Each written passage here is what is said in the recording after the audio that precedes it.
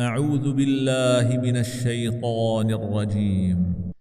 إن هذا القرآن يهدي للتي هي أقوم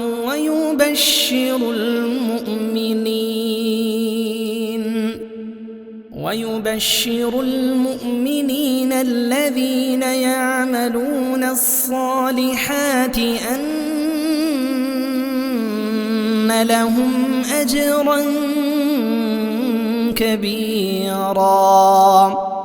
وأن الذين لا يؤمنون بالآخرة أعتدنا لهم عذابا أليما ويدعو الإنسان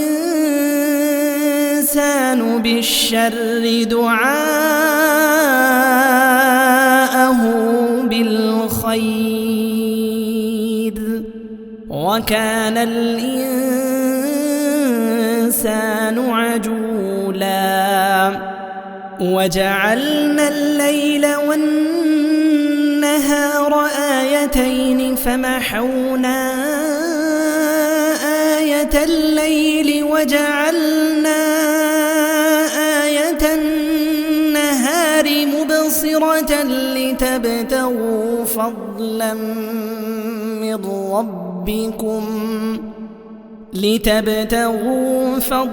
من ربكم ولتعلموا عدد السنين والحساب وكل شيء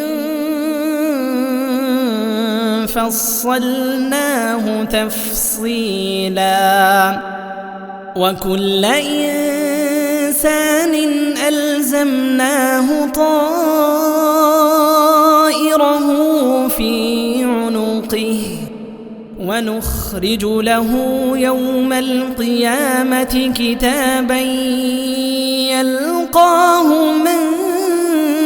منشورا اقرأ كتابك كفى بنفسك اليوم عليك حسيبا من اهتدى فإنما يهتدي لنفسه ومن ضل فإنما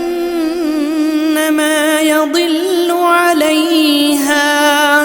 ولا تزر وازرة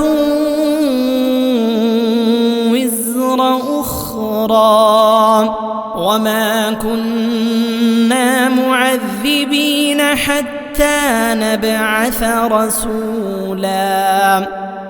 وإذا أردنا أن نهلك قرية أمرنا متر فيها ففسقوا فيها فحق عليها القول فدمرناها تدميرا وكم أهلكنا من القرون من بعد نوح وكفى بربك بذنوب عباده خبيرا بصيرا.